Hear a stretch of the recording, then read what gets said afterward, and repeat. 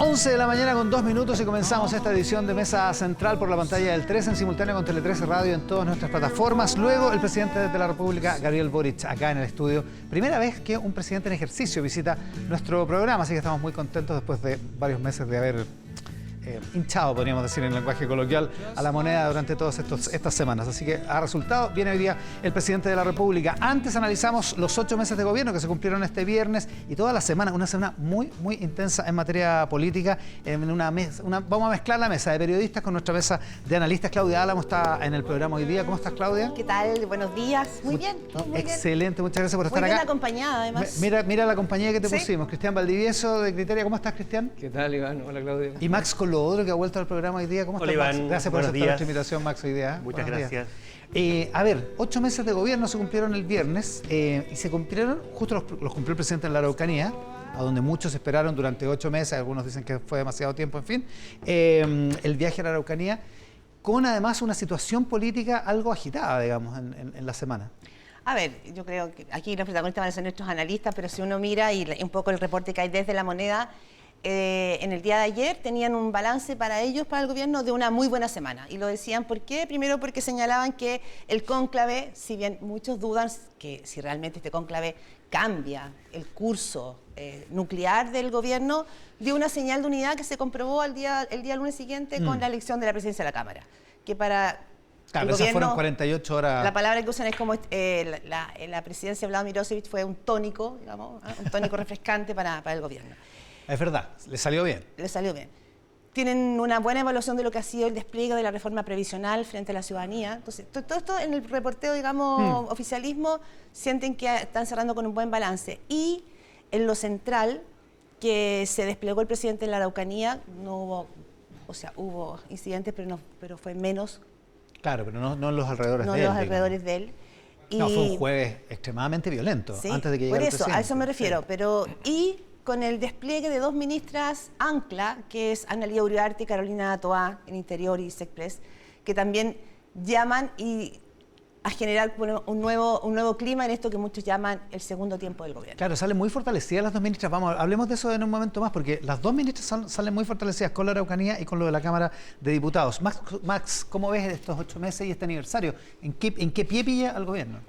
Yo creo que han sido 8 meses difíciles y creo que eso se ha expresado en la evaluación pública que hay del gobierno. Un gobierno que hoy día tiene 25 puntos, en torno a 25, 26 puntos de aprobación y niveles mucho más altos de desaprobación. Yo creo que ese es el factor central que de alguna manera muestra lo que ha sido el deterioro del gobierno durante estos meses, pero coincido con Claudia de que ha habido un punto de inflexión, o sea, el gobierno esta semana ha hecho un esfuerzo grande por retomar el control de la agenda a través del proyecto de pensiones. Con pensiones lo consiguió, ¿ah? Con pensiones yo creo que lo está consiguiendo. Por lo menos todos los primeros días, en rigor, ha no se hablaba de logrado otra cosa, sacar un poco la atención de lo que es el proceso constituyente, que es más complicado, que va en un carril y en una velocidad distinta. Y yo creo que también fue una buena noticia el que, como dijo el propio ministro de Hacienda, se empieza a modificar la curva de la inflación.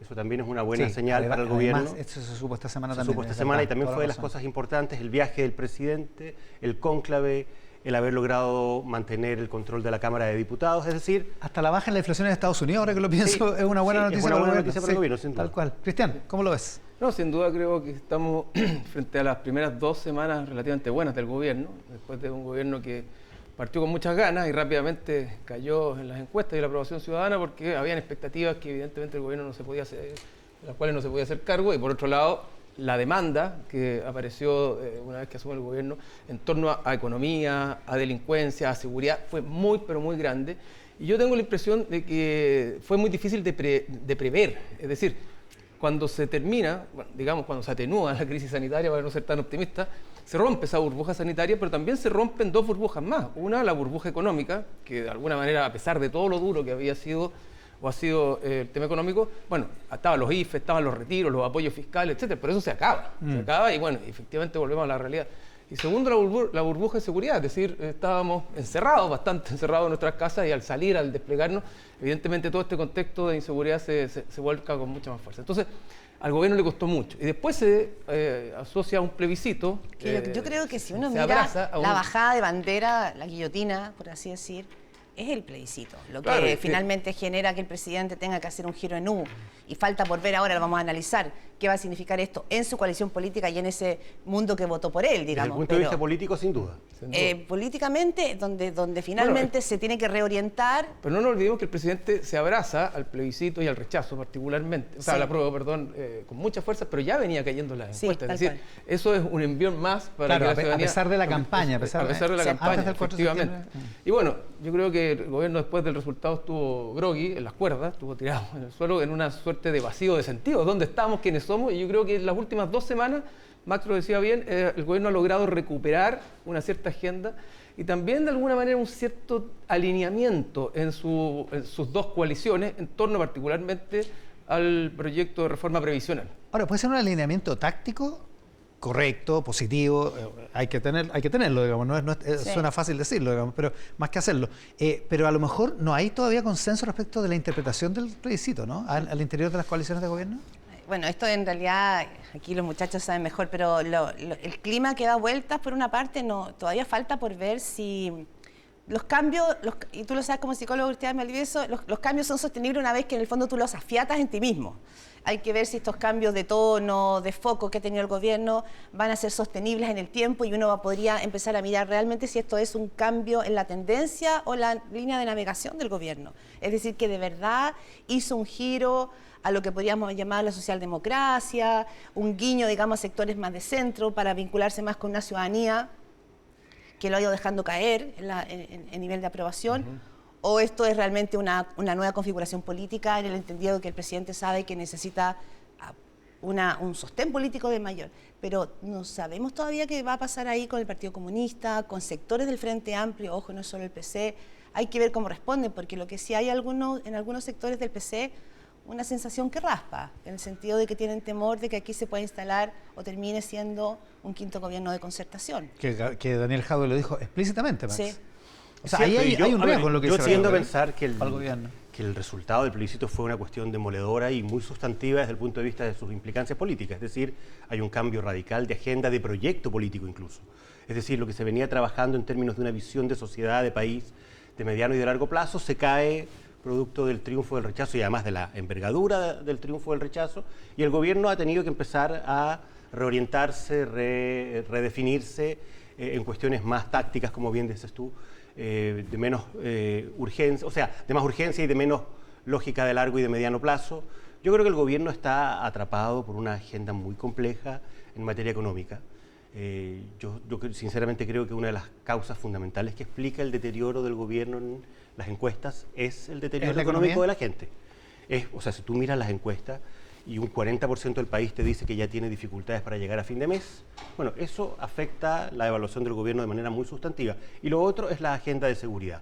Entonces, el gobierno, de lo que le queda de su proyecto original son la reforma de pensiones, la reforma de salud básicamente, y la reforma la reforma previsional, la tributaria y la reforma de una salud. eventual reforma de salud. Que nos han anunciado, Claro. pero la urgencia tiene la complicación económica de una recesión que está recién empezando y que va a tener durante el 2023 un escenario muy complicado y un deterioro en materia de seguridad. O sea, yo no sé si se puede decir realmente que esta fue una buena semana para el gobierno, cuando tuvimos más de 10 muertos en ajustes de cuentas entre narcotraficantes. O sea, lo de la Florida fue una cuestión realmente Lo de dramática. la Florida fue súper violento, es verdad. Lo de Hualpén, la niña de 11 años que muere Sí. en su casa. Es decir, el gobierno tiene una situación bien compleja ahí y necesita urgentemente activar también esta agenda de seguridad. Interesante. ¿Empañan todos esos actos de violencia, Cristian? A ver, yo lo diría de la siguiente manera. Ha sido una buena semana desde el punto de vista político. Claro, Muy. totalmente. Que no es lo mismo que desde el punto de vista social. Vamos Sí, a ver si sí. esto tiene un correlato en la aprobación o la evaluación que la sociedad haga de lo que está haciendo el gobierno. En rigor, a la gran mayoría de las personas le importa nada que el gobierno haya ganado la presidencia de la Cámara. Lo que sí simbólicamente Con supone... todo respeto para Vlado Milosevic. No, claro, con todo respeto para Vlado pero Milosevic todo y para, ese nudo, para la claro. tremenda pega que hizo la ministra Analía Uriarte. Lo que sí tiene una implicancia, y eso estará por verse, es si la coalición de gobierno se pliega en torno a al nuevo relato que está intentando instalar el presidente. Y ahí es donde vamos a ver finalmente si efectivamente estas primeras buenas luces o estas primeras brotes primaverales, si se quiere, dan flores, porque eso va a depender mucho de qué pase. De hecho, parte de lo que podemos definir como una buena semana fue la exitosa gira a la Araucanía, que mucho se cuestionó, mucho se discutió respecto de los alcances que podía tener, pero sin duda el gobierno instala el presidente instala dos hechos. La conversación, ¿verdad?, para la restitución de tierra, buscar un amplio diálogo, pero también la idea de que hay terrorismo. Y cuando hay terrorismo, ya se instala la idea de que, bueno, el gobierno y el Estado tiene que actuar en razón. Y ahí vamos a ver qué pasa con la coalición, porque ahí es donde empiezan a haber algunos resquemores, dudas y encontrones. Oye, volvamos a hablar de la Araucanía, reservémoslo un segundo, pero porque respecto de los encontrones en la coalición de gobierno, Daniel Jadue lo hace miércoles a miércoles, tiene ese programa en Facebook los miércoles, y lleva 2 o 3 capítulos consecutivos donde dijo que esto no podía ser un gobierno de la concertación, ha establecido una serie de críticas. ¿Se puede pensar en que Jadue va a seguir mucho tiempo más en el gobierno? Implicaría salir del Partido Comunista, en fin, implicaría muchas cosas, pero... Bueno, también Daniel Jadue ha dicho que él no va a renunciar al Partido Comunista. Claro. Ha sido muy claro en eso. Yo creo que él entiende que acá hay un sector de la izquierda, no sé si decir más radical, pero más bien de la ultraizquierda, que está sintiendo que probablemente en el ejercicio del poder te lleva a hacerte cargo realistamente de cuáles son los grandes temas más que las grandes transformaciones, y que también ha ido en retirada este clima refundacional. Por lo tanto, Jadue lo que está haciendo es mantener la fidelidad, el tono, el vínculo con ese mundo de una izquierda más radical, y es ahí donde habla. Y yo diría que incluso, no sé cómo lo ven ustedes, pero quizás el alcalde de Valparaíso, Jorge Char, también le empieza a hablar a ese mundo. Sí, po. O sea, acá se va a constituir. Porque el presidente está dejando un espacio ahí. Porque el presidente está anclando, cuando tú te giras, te vas a desanclar finalmente de un mundo. Y ahí también hay que ver qué pasa con los sectores del Frente Amplio, que a veces pasan más piolas en sus propios cónclaves, pero también hay un sentir incómodo al interior del Frente Amplio y de Revolución Democrática de hacia dónde va a girar, porque esto no es solamente un cambio de tono. Aquí hay 2 ministras anclas que han mostrado en las últimas semanas que tienen capacidad de acción, estructura de gobierno, sentido de la política. Entonces hay que ver cómo se empieza. Esto no va a ser solamente para Carolina Toá y Arely Olarte con las espaldas políticas que tienen y el mundo que las acompaña, solo un cambio de tono.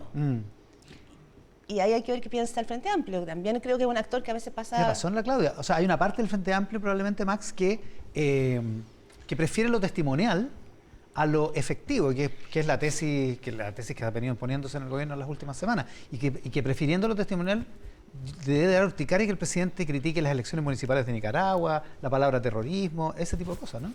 O sea, yo creo que ha habido sin duda un cambio de tono, de discurso, de énfasis, pero también los espacios que se han ido ocupando por parte del socialismo democrático dan cuenta de que aquí hay una victoria de un sector y una derrota de otro. Es decir, si tú miras al gobierno, el ministro del Interior, la ministra del Interior, socialismo democrático, la ministra de la Express, el subsecretario del Interior, se acaba de confirmar que no podíamos tener una presidenta de la Cámara del PC, de Apruebo Dignidad. El presidente tuvo que ser de socialismo democrático. Se conforma una alianza especial ahora. A partir del cónclave se van a juntar y van a tratar de remar todos en una sola dirección. ¿Quién es la presidenta inicial de esa alianza? Paulina Bodanovich, del socialismo democrático. Es decir, es muy elocuente el cambio no solo de tono, de discurso, o sea, y de prioridades, sino que también de cuál es la coalición que ha ido perdiendo espacios de poder y cuál es la coalición que ha ido más bien ocupando esos espacios. ¿Cristian? No, sin duda. Con un gobierno que partió medio pegado, con chicle, con 2 coaliciones, porque eso fue producto de la primera vuelta, que hubo que negociar rápidamente. No nos olvidemos que estas 2 coaliciones, comillas, se odiaban en el camino. Cuando iban a haber una primaria, los dejaron plantados. Entonces fue un acto de... O sea, Carolina Toá representa un partido al que no se lo dejó participar de la primaria de Apruebo Dignidad. Se la excluyó. Y ahora está de ministra del Interior. O sea, y al cual se le impugnó mucho si entraba o no al gobierno. Es decir, evidentemente estamos acá en un giro de poder. No hay la exconcertación, pero el tono, el tinte y mucho de la exconcertación está puesto ahí, lo decía Max. Los ministros, pero además pasa que el plebiscito y el resultado del plebiscito fue muy, muy fuerte, y los intereses posiblemente de cierta izquierda que no se siente cómoda en este gobierno está más por recuperar su base de apoyo original y posiblemente por buscar de nuevo la movilización social, la impugnación, las calles, porque el plebiscito no resultó y porque posiblemente un nuevo proceso constituyente hoy día no es favorable para la izquierda. Es decir, bueno, podemos conversar más adelante el plebiscito del resultado, pero efectivamente el resultado dejó bien en las cuerdas, sobre todo aquellos que estaban buscando algo refundacional. Y cuando tú te quedas sin proyecto, sin un sentido sobre lo cual proponerle al país o sobre lo cual darte sentido a ti mismo y a tu grupo de referencia, bueno, es jodido. Entonces, claro, si no estoy en el gobierno y el gobierno no me acomoda, bueno, posiblemente quiero buscar el proyecto original de otra manera y empezar lentamente a recuperar esa fuerza que alguna vez tuvo ese grupo, sobre todo en las calles. Ahora, perdón, yo veo difícil que eso ocurra a 3 años y medio, a 3 años de abandonar el gobierno. Le queda mucho al gobierno. Claro. Pero ya cuando quede un año, podemos estar en un escenario muy distinto. Va a ser más explícita la búsqueda de ese liderazgo, Claudia. Sí, hay un punto que dio una entrevista, bueno, siempre Juan Pablo Luna, cientista político, tiene una mirada muy aguda respecto a las cosas. Dio una entrevista a Rocío Monte hace 3 semanas atrás y hace un punto que yo creo que es bien interesante. Él dice: el plebiscito del 4 de septiembre fue para Gabriel Boric lo que fue para Sebastián Piñera el estallido social. Es decir, se acabó su gobierno. El fin. Se acabó finalmente el gobierno como fue concebido. Se acabó esa espuma, esa burbuja con la cual llegó Gabriel Boric a la moneda. De eso no hace tanto tiempo. Estamos esta semana que se cumplen 8 meses de que recordemos cómo llega Gabriel Boric a la moneda, en una cosa efervescente, ¿no? Como burbujeante. Sí, estábamos siguiendo en Instagram al perro. ¿Te acuerdas tú? Exactamente. Sí. Entonces, había como todo un clima. Ese es el clima que se ha ido deslavando, por así decir, y en el cual tiene que entrar la política. Entonces, tiene razón. Yo creo que faltan 3 años y medio de gobierno todavía.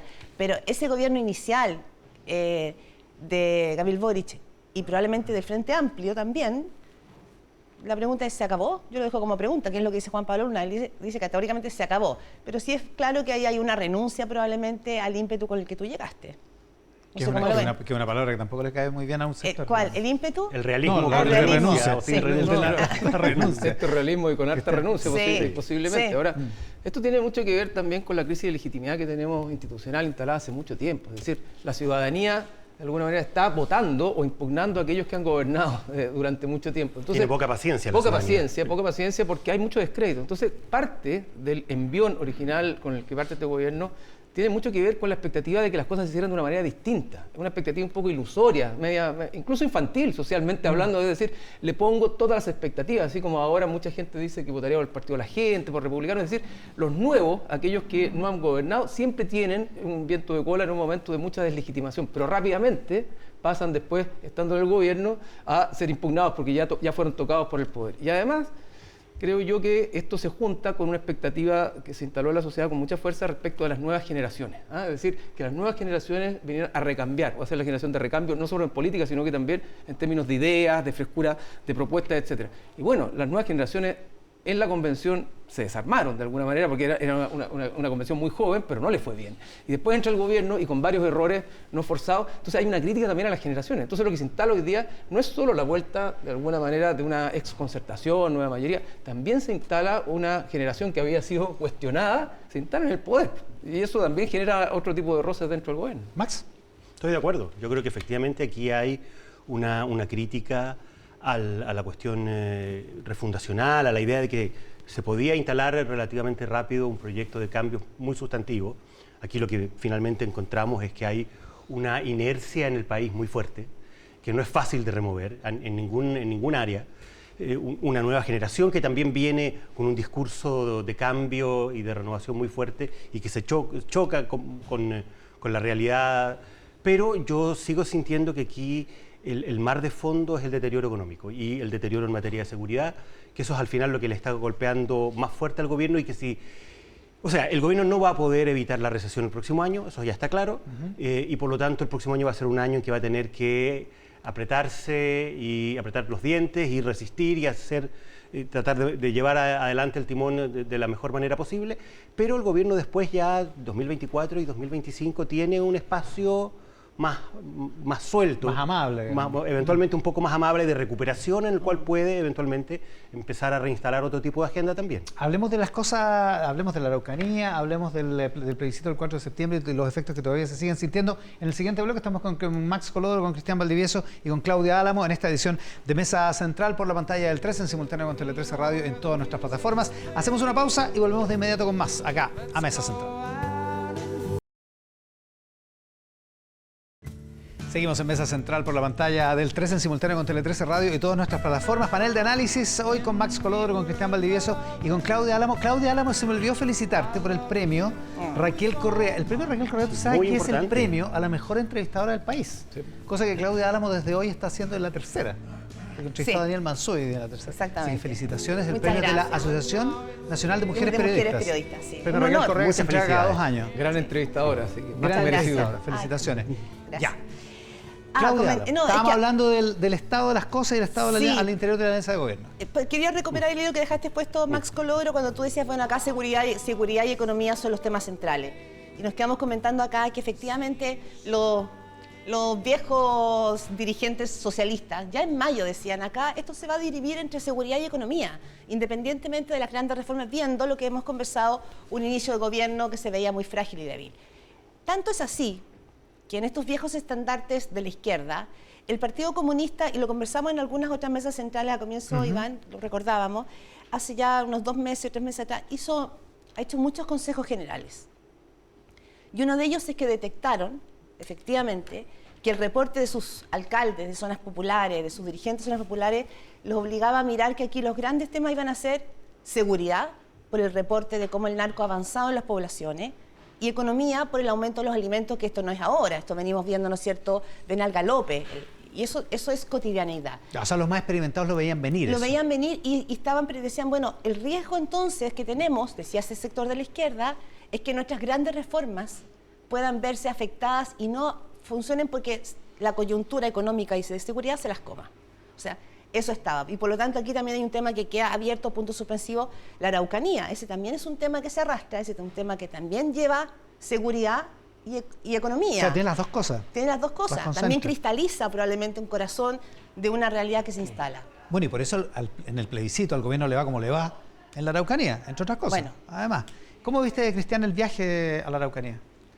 No, yo creo que finalmente fue un viaje que hasta ahora lo que se ha visto es bastante exitoso, donde no solo fue el presidente, sino que fue el Estado de Chile. Creo yo que esa ecuación entre carabineros, militares, el presidente y el Estado, y además varias ministras, en la Araucanía le da una entidad al problema de la Araucanía que antes no tenía. El hecho de hablar de terrorismo, el hecho de hablar de robo, de inseguridad y toda la dificultad y la complejidad que hay en la Araucanía, creo que hoy día ya es algo inevitable que el gobierno haga algo y que se haga cargo del tema. De alguna manera, la señal simbólica de que vaya el Estado de Chile completo, es decir, efectivamente la Araucanía se ha tornado en un territorio de nadie, donde el Estado salió, ¿verdad? Y ahí cada uno impera la ley del más fuerte, ¿no? Y eso es un problema muy, muy grande, que dicho sea de paso, no es solo la Araucanía, está también pasando en algunas poblaciones y en algunos lugares donde, entre otras cosas, el narco se hace cargo de la falta de Estado. Cuando no está el Estado, bueno, alguien te tiene que estar ayudando con ciertas cosas, y el narco ha tomado mucho, de alguna manera, ese rol,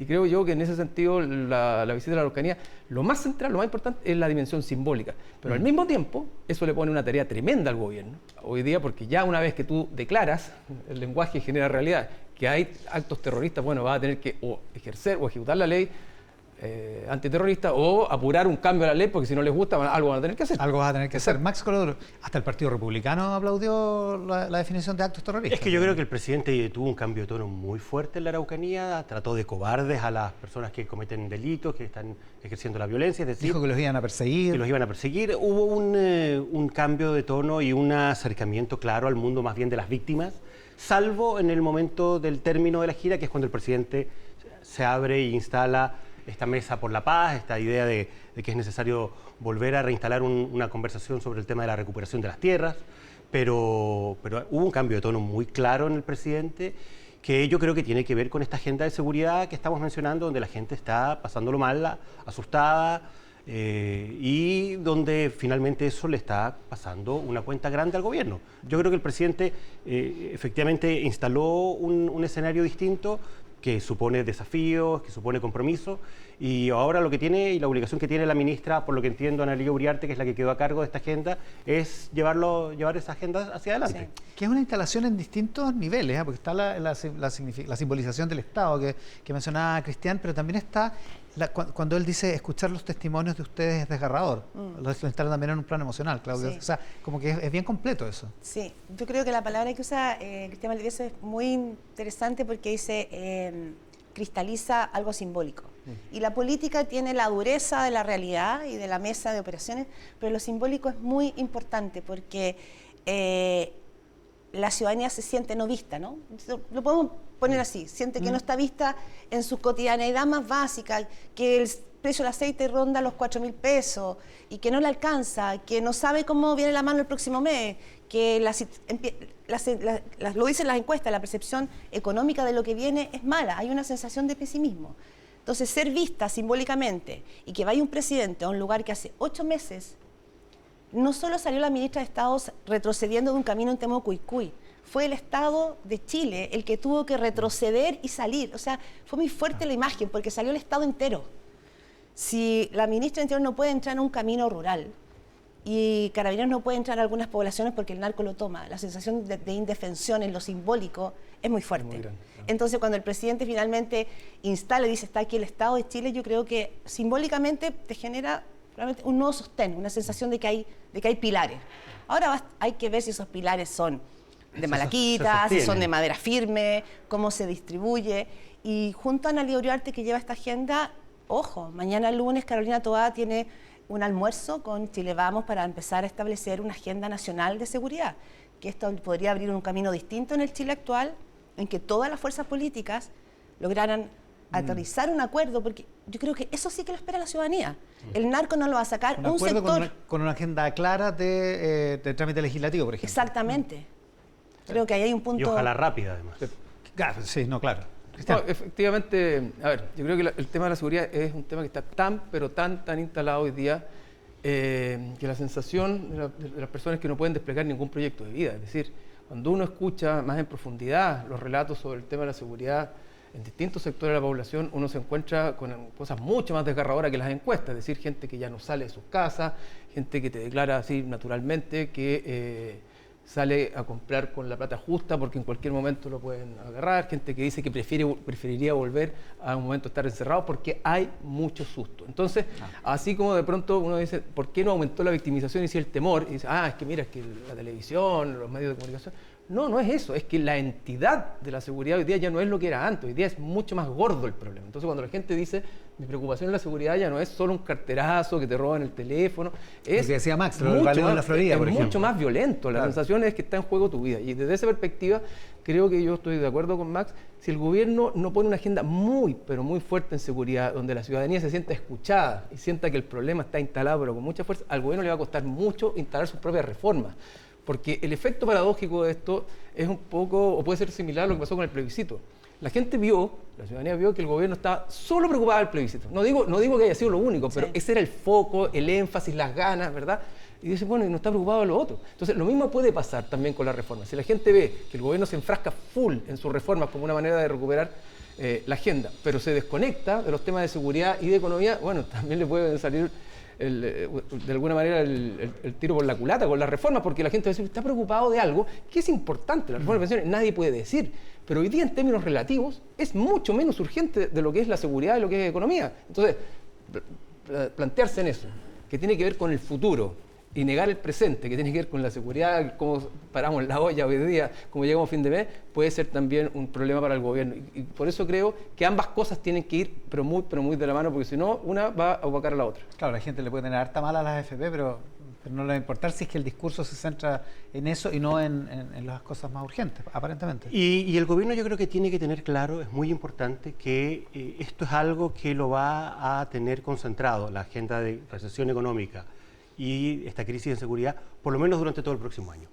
Pero que eventualmente después puede tener una segunda mitad cuando ya el país empieza a salir de la crisis económica. Tarde o temprano el país va a salir a empezar a mejorar. La recesión no va a durar 3 años. Entonces, que en ese nuevo contexto puede eventualmente empezar a reinstalar una agenda distinta, retomar ciertos temas que, producto de las urgencias, pudieron haber quedado pendientes. Yo creo que el tema constitucional es insoslayable. El país no puede terminar este gobierno sin haber resuelto el tema constitucional. Ya, pero ha perdido un montón de tracción. Sí, O sea, ha perdido de fuerza, Sexapil digamos. el tema constitucional. Además. Ahora, yo creo que el tema constitucional, precisamente porque ha perdido Sexapil, ha podido ir avanzando por un camino más certero. En el Congreso se están generando ciertos acuerdos. Me sorprendió mucho leer a Guillermo Tellier decir, a pesar de todo estamos avanzando. Yo creo que hay avance, yo creo que la idea de fijar estas bases, de fijar ahora un árbitro para que estas bases puedan ser sostenidas durante el proceso. Ahora estamos discutiendo el mecanismo electoral. ¿Tú estás optimista con eso? Yo creo que este silencio, esta pérdida de Sexapil está paradójicamente ayudando a que la negociación, precisamente porque está con menos focos puestos, Claro, y con menos intensidad y menos tensión puesta encima, está avanzando un poquito mejor. ¿Lo ves así, Claudia, o no? Tengo dudas. ¿Tienes dudas? Sí. Me tincaba. ¿Ah? Me tincaba. No, porque efectivamente cuando tú sacas el foco Facilita ciertas cosas. Facilitas la conversación de un tema que es rugoso, complicado, que la ciudadanía se desconectó. Hiper porque abstracto. Abstracto, difícil. Efectivamente, lo dice Mansuy también hoy día en una entrevista, dice, la gran tragedia que tenemos hoy día, la tragedia constitucional, es que necesitamos una nueva constitución porque nos va a explotar en la cara, pero para la ciudadanía hoy día no es tema, no le interesa. Lo que necesita es que ese mundo político se ponga de acuerdo para resolverle sus problemas, porque el Chile que conocemos, ese Chile de los 90 que iba al galope, este Chile que es un Chile que está viviendo una situación muy compleja donde la palabra pobreza se puede volver a instalar según uno mira las encuestas, ¿no es cierto?, de índice económico de pobreza multidimensional. Pero también cuando sale el foco, también en las conversaciones se pone la oscuridad.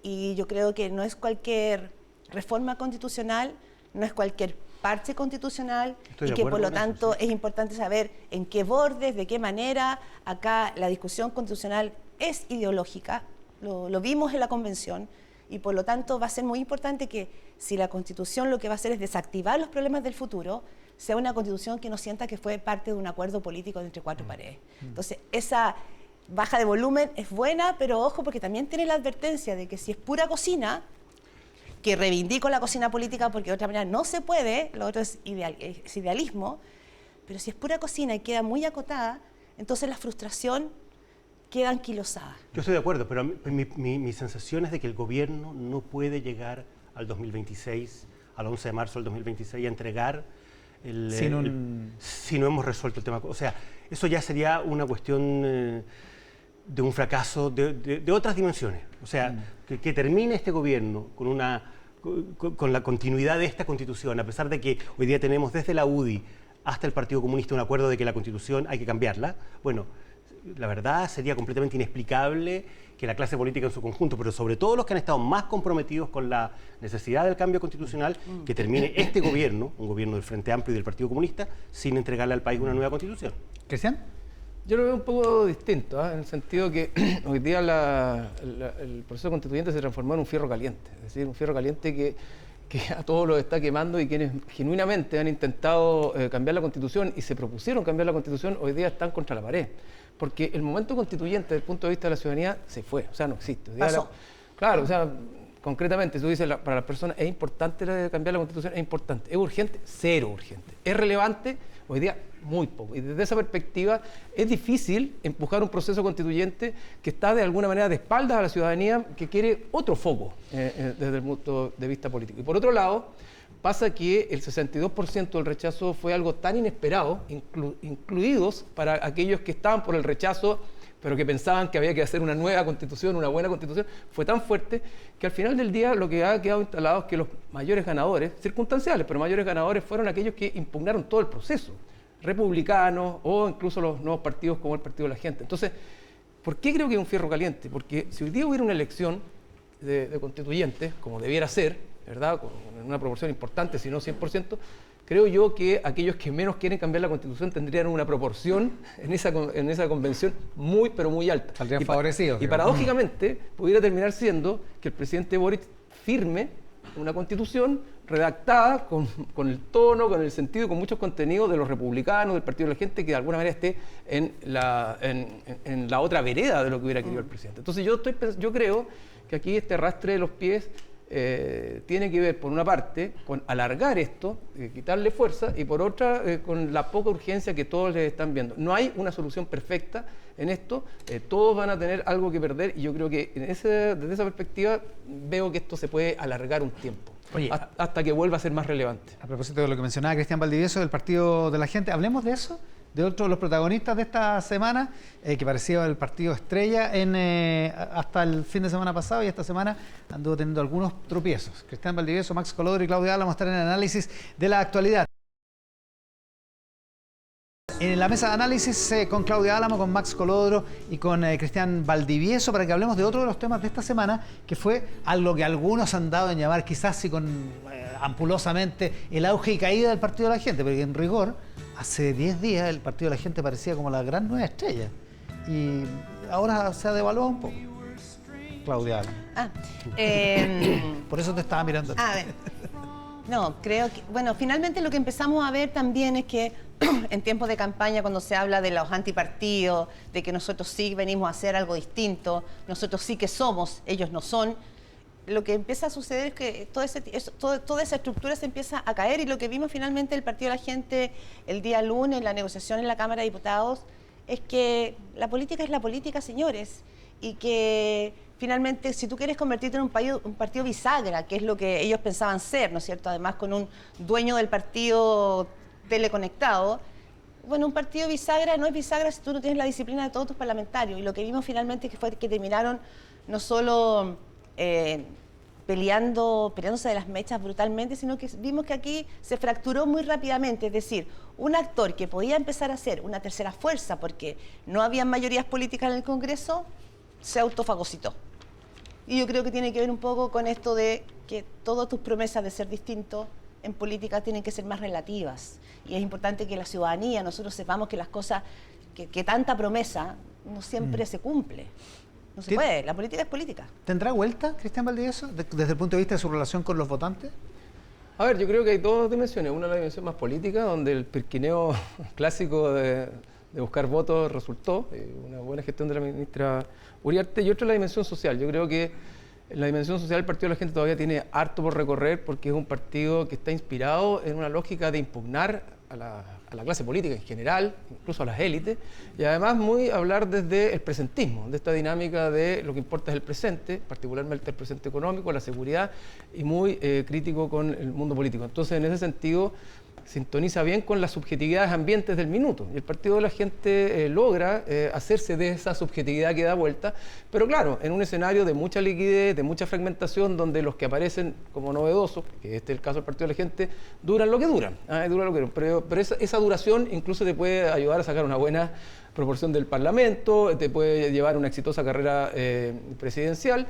Pero bueno, en el tiempo eso se va desarmando. Entonces, desde esa perspectiva, yo creo que todavía al Partido de la Gente, más allá de este primer momento, le queda un buen trecho para recorrer, porque seguimos viviendo en una crisis de legitimidad institucional que se ha agudizado en el último tiempo. Entonces, frente a la deslegitimidad, bueno, cualquiera se puede equivocar, cualquiera puede cometer un error, pero si está en sintonía con lo que la gente está demandando en su minuto, bueno, sigue existiendo. Max Colodro. Yo coincido con lo que dice Daniel Mansuy en la entrevista que le hizo Claudia precisamente hoy día. Es decir, yo creo que el Partido de la Gente es un síntoma. Es el síntoma de un deterioro político muy profundo de la sociedad chilena, del sistema institucional, de los partidos, de los liderazgos. O sea, Parisi salió tercero haciendo campaña por internet. Le ganó a Jasna Proboste y a Sebastián Sichel, a los candidatos de las dos principales coaliciones que había habido en Chile desde el año 90. Entonces yo creo que es la expresión de algo muy sustantivo, de una anomalía, y estas formas de hacer política responden a esa lógica, a la lógica de estar disponible para negociar a dos bandas, a quien te ofrece más en el momento, a cambiar sin ningún pudor de un lado para otro. Y yo no sé si al final la ciudadanía castiga tanto eso como castiga las otras cosas que tenemos claro que son las que le molestan de la clase política. Entonces, yo creo que aquí hay un malestar que se ha canalizado. Creo que Parisi logró tener una capacidad de penetración muy fuerte en el norte, precisamente por su discurso anti-inmigración. Creo que lo que explica el por qué Parisi sacó los votos que sacó en el norte en la elección presidencial tiene que ver fundamentalmente con un discurso antimigrante muy duro. Y yo creo que esas cosas siguen ahí estando como parte de los problemas sociales y de los problemas que van a ir profundizándose probablemente en el próximo tiempo. Y por lo tanto, un discurso de esa naturaleza y con esa lógica no creo que esté desechado por una negociación política con estas características, más bien popular. Yo creo que el partido se sostiene sobre la consistencia que logra tener Franco Parisi, que ha tenido una cierta consistencia en temas económicos, en temas migratorios, en temas de seguridad y en la lógica de la impugnación. Y esa consistencia creo que le da una base suficiente para seguir impugnando y seguir haciendo sus propuestas que van en sintonía con lo que la gente va queriendo en un determinado minuto. Y por eso no creo que sea un liderazgo tan volátil como hemos visto otros liderazgos, porque hay una cierta consistencia en el tiempo y que la gente la premia. Sí, funciona como espejo probablemente las demandas ciudadanas, los temas que hemos hablado, ¿no? El cotidiano entre seguridad y economía. Quizás, y creo que hemos hablado un poco de la derecha en ese sentido, hay una derecha que se siente triunfante con un 62% que no le pertenece enteramente, ¿no es cierto? Te lo dicen, mismo gente de derecha no es, Evelyn Matei, ese personaje no es 100% nuestro. Y una derecha muy preocupada, y por lo que dice Mansuy también, hay una derecha que siente muy amenazada, porque por una parte le sopla a la nuca, como dice él, el Partido Republicano, es decir, José Antonio Kast sigue siendo para la derecha un factor que lo inquieta. Y por otro, el Partido de la Gente, que también tiene un arraigo en esa ciudadanía a la que no está llegando. Entonces, la pregunta quizá es si no estamos en un momento importante en que ese mundo político tradicional, o la política en serio, empiece a mirarse para tratar de buscar acuerdo y no seguir, digamos, en esta línea divisoria, es decir, un acuerdo previsional. Todos sabemos que una reforma previsional va a ir en directa relación a ese cotidiano de la ciudadanía. Entonces, ¿no serán que esas fuerzas clásicas, poniéndose de acuerdo en aquellos temas sustanciales, seguridad, economía, previsional, una agenda aunque sea acotada, podrían también de alguna manera relegitimar a un sistema político que se hace cargo de registrar como la angustia ciudadana? Ahora, una derecha que se siente triunfante o puede sentirse triunfante, pero que no es capaz de capitalizar y de gestionar, tampoco, como quedó claro en la elección de la mesa de la Cámara. Y donde cometió el error de confiar en el Partido de la Gente, en vez de haber intentado lo que sugiere la Claudia, que haber hecho un acuerdo más institucional, por decirlo así. La derecha no aprende ni de sus éxitos. Cristian, no, claro, ahora le cuesta ganar. Es buena frase. Y lo otro que yo creo que la derecha cree entenderlo, al menos, es que el 62% no le pertenece a la derecha. O sea, creo que ahí hay un error de diagnóstico muy grande, si es que ese es el diagnóstico. No nos olvidemos que parte del error con el que parte este gobierno es haber pensado que las urnas le habían dado un tremendo respaldo, cuando lo que estamos viviendo hoy día es una política muy adversarial. Y mucha gente que votó al presidente Boric votó contra Kast. La gran mayoría, y eso lo hemos estudiado, pero bien en profundidad, los que votaron por el rechazo, votaron contra el apruebo, pero no votaron a favor de la derecha, y votaron por distintas razones contra el apruebo. Entonces, y muchos de los que votaron por Boric en la primaria votaron para que no ganara Jadwe. Exactamente. Claro. Yo conozco gente de derecha que fue a votar por Boric para que no ganara Jadwe. Deberías que hubo ese movimiento. Claro. Sí. Exactamente. Entonces, yo creo que ahí hay un tema para reflexionar, y efectivamente yo creo que lo que plantea Claudia es un espacio interesante, donde las fuerzas políticas más tradicionales, si se quiere, o aquellas que vienen para quedarse, no para diluirse y para esfumarse en función del momento específico del país, bueno, debieran empezar a negociar, debieran empezar a transar, debieran buscar acuerdos e instalarse como los grandes artífices de las reformas y de las agendas de seguridad y de economía que vienen para adelante. Ahora, están en condiciones de querer transar, de negociar, está el gobierno y su coalición en condiciones también de querer transar aún más la reforma previsional con una derecha que no le va a dar el espacio para aprobar la reforma tal como está. Bueno, yo creo que la pregunta va para los dos lados, pero si ahí no hay capacidad de ceder, de negociar, bueno, los que se van a meter con más fuerza son los que están impugnando, los que quieren que las cosas se revuelvan para que en ese revoltijo aparezcan nuevas fuerzas políticas y las tradicionales se vayan al despeñadero. Sí, y el Partido de la Gente esta semana lo hizo estupendo revolviéndola. Sí. O sea, pero salió a súper a mal traer. Salió muy a mal traer, sí, muy trasquilado. Quería decir una externa, pero me acordé, el tema del crimen organizado, del narco, que son las palabras que estamos empezando a ocupar y que se nos olvida que ajustes de cuentas. Hace mucho tiempo atrás no era parte de nuestro cotidiano, no era parte de nuestra realidad. Alguna vez me tocó ir a Medellín por de esos seminarios que hace la Fundación Nuevo Periodismo. Y fue muy importante hablar con el alcalde de Medellín, porque cuando uno mira cómo finalmente tú logras desbaratar, desanclar al narco, como Medellín, la ciudad más peligrosa del mundo en los años 90, claro, fue porque hubo una conjunción de política, ciudadanía, es decir, se hizo una transversalidad. Fue la única manera. Entonces, ¿qué hizo el Estado ahí? Bueno, el narco estaba en los grandes cerros de Medellín, en la parte alta.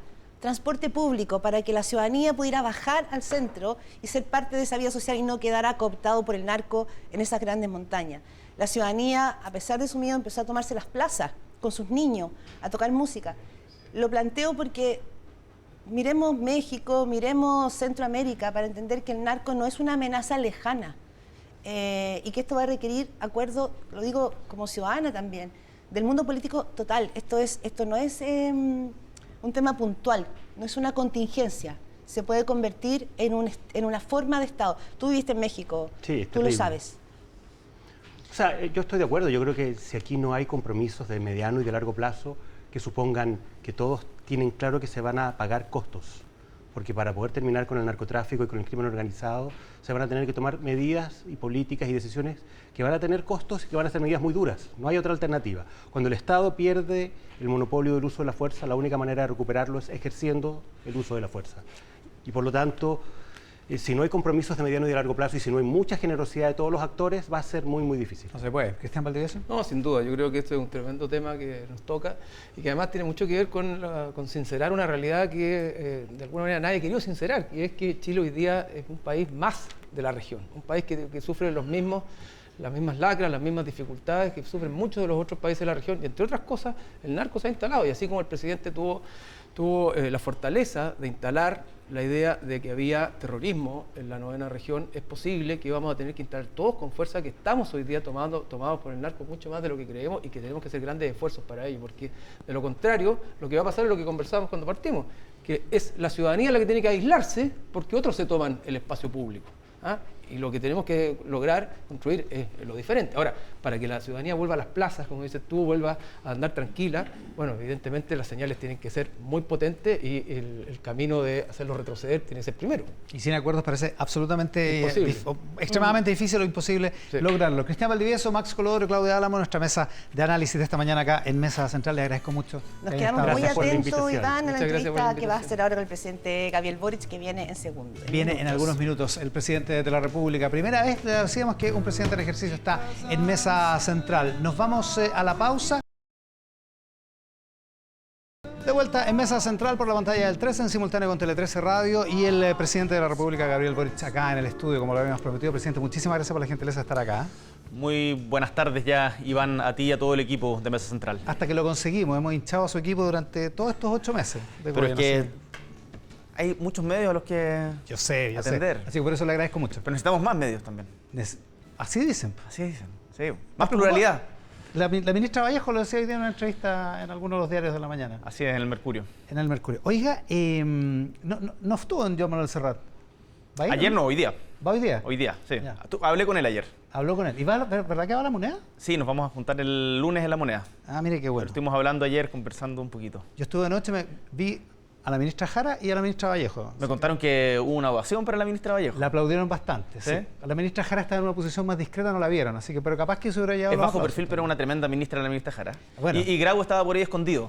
Ah, ya. Sí. A él no lo vi. Oiga, así que se escondió bien. Sí. Oiga, ¿algo sobre el ébola, la serie de sismos de anoche? ¿Tiene alguna información respecto de eso, no? 6.4, pero baja profundidad. Entiendo que hasta el momento no hay personas heridas ni daño. Presidente, viene llegando de la Araucanía, hablemos de la Comisión Especial de Paz y Entendimiento que presenta usted el viernes en la tarde. ¿De qué se trata? ¿En qué consiste? ¿Cómo va a funcionar? Cuente un poco de detalle de eso. Mire, nosotros no estamos empezando de cero. Y como no estamos empezando de cero, tenemos que tomar en cuenta que ya se han hecho muchos diagnósticos durante demasiado tiempo. Y desde 1997 en adelante, que es cuando comienza a crecer la violencia con un primer atentado en Lumaco, la verdad es que hemos retrocedido y el Estado ha retrocedido en presencia en la Araucanía. Hay quienes quieren ver el problema que existe allá como solo un problema de orden público. ¿Hay un problema de orden público y de violencia? Sí, lo hay, pero no es solo eso. Hay otros que dicen que esto es solamente un tema de inversión y de pobreza. Hay un problema de pobreza en la Araucanía, en particular en la provincia de Malleco, en donde tenemos 6 de las 10 comunas más pobres de Chile. Sí, por cierto que lo hay, pero no es lo único. Hay un problema que es más profundo, que tiene que ver con el reconocimiento de un pueblo y su derecho a existir, que es el pueblo mapuche. Esto data desde 1860 en adelante, con la mal llamada pacificación de la Araucanía y el despojo que sufrieron las comunidades mapuches en esa época. Por lo tanto, lo que nosotros hemos establecido es que, recogiendo el acuerdo de Nueva Imperial del presidente Elwin, recogiendo la Comisión de Verdad y Nuevo Trato que llevó adelante el presidente Lagos, liderada por el expresidente Elwin, recogiendo diferentes informes como el del obispo Vargas, encomendado por la presidenta Bachelet, o el trabajo que realizó el exministro Moreno durante el gobierno del presidente Piñera, o el actual senador Buenchumilla durante el gobierno de la presidenta Bachelet, ya está bastante claro el diagnóstico. Hoy día tenemos que ejecutar. Ya, por eso. ¿En qué consiste la comisión? ¿En qué consiste la comisión? Porque ha habido otras comisiones. Exactamente, ha habido otras comisiones que se han dedicado a elaborar sendos diagnósticos de cuál es la situación y por qué llegamos a esto. En particular, en el caso de la comisión del presidente Lagos, fue respecto a todos los pueblos originarios, a todos los pueblos indígenas que habitan el territorio chileno. Lo que nosotros estamos diciendo es que vamos a hacer, y en particular, el mandato específico que tiene la comisión es determinar la demanda de tierras y establecer plazos, mecanismos y montos para comenzar un proceso de restitución y que esto no sea infinito. Como dije también en el punto de prensa que realizamos en la Araucanía, en Villarrica, acá es importante decir de que no todas las tierras van a poder ser restituidas, porque lo veía con comunidades, por ejemplo, en Pehuenches, en Lonquimay. Hay muchos pueblos que se fundaron sobre tierras arriba de mapuches. esas tierras, claro. Y hay muchos agricultores, pequeños agricultores, que hoy día tienen títulos de dominio respecto de tierras que anteriormente pudieron pertenecer a comunidades, y por lo tanto es importante establecer la demanda de tierras, es decir, cuáles se pueden restituir, en qué términos, ponerle un plazo y empezar a trabajar desde ya de lleno, porque eso es algo que es fundamental. Además, el reconocimiento a una cosmovisión distinta. Como dice el profesor Carlos Peña en su columna de hoy día, que me parece muy interesante, el pueblo mapuche tiene una historia y una memoria que es distinta y que debe ser reconocida, una cosmovisión que es distinta, un lenguaje que es distinto, un lenguaje que está vivo por lo demás.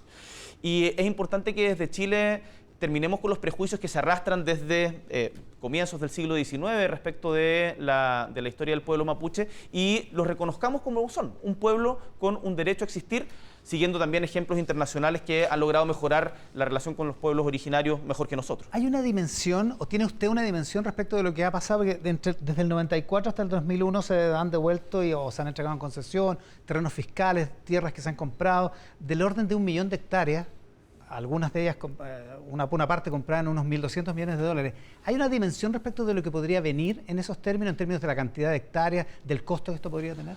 Hay una dimensión respecto de eso. Nosotros, de hecho, hemos aumentado el presupuesto significativamente de la CONADI. Esto no quita, estas comisiones, no quita que uno tenga que atender a la urgencia del momento.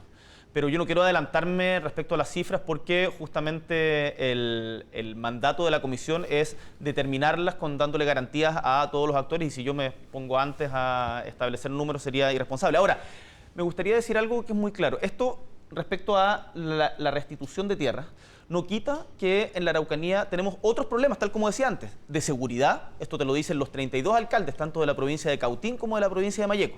Es transversal. Es totalmente transversal, de seguridad y, por cierto, también de inversión, de pobreza. Y la serie de anuncios que yo realicé el primer día apuntan justamente en esa dirección.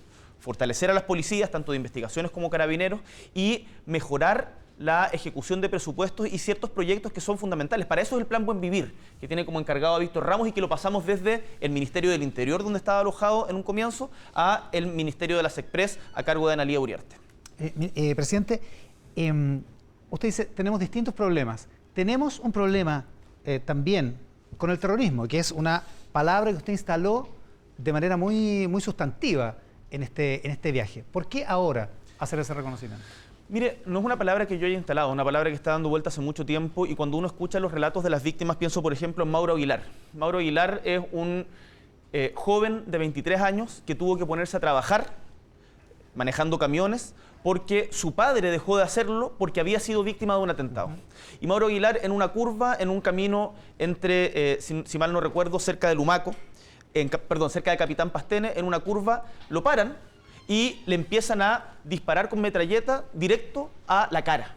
le volaron los dientes, le quebraron la mandíbula y de suerte que las balas no llegaron 1 centímetro más arriba, 1 centímetro más abajo a la yugular, lo podrían haber matado perfectamente. O pienso también en, no sé, Liceto Valle, hija de Joel Valle, que fue asesinado a mansalva. Entonces, cuando uno ve este tipo de casos, uno dice, o el caso del Molino Grolmus, el caso del Molino Grolmus que lo mencioné en ese momento, uno dice, mira, si nos vamos a quedar pegados en discusiones semánticas que al final del día generan una revictimización en quienes... Esta es gente pobre, ¿eh?